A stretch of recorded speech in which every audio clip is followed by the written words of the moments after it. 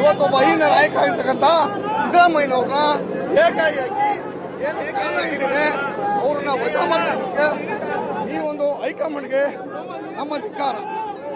ಯಾಕೆಂದ್ರೆ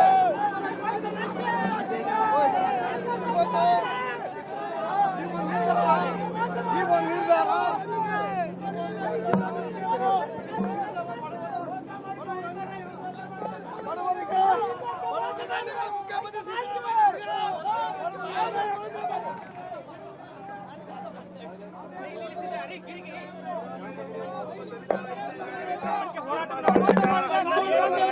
ಸೂರ್ಯಕಾಂತ್ ಅವರು ಇಡೀ ದೇಶದಲ್ಲಿ ಇರೋದು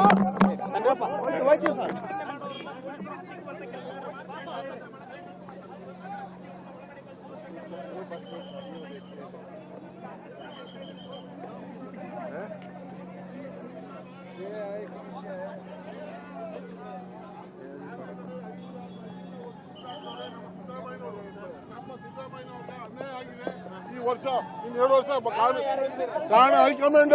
ಇನ್ನು ಯಾರು ಕಾರಣ ಹೈಕಮಾಂಡೇ ಕಾರಣ. ಹೈಕಮಾಂಡೇ ಕಾರಣ. ಹೈಕಮಾಂಡ್ಗೆ ಧಿಕ್ಕಾರ ಇದೆ.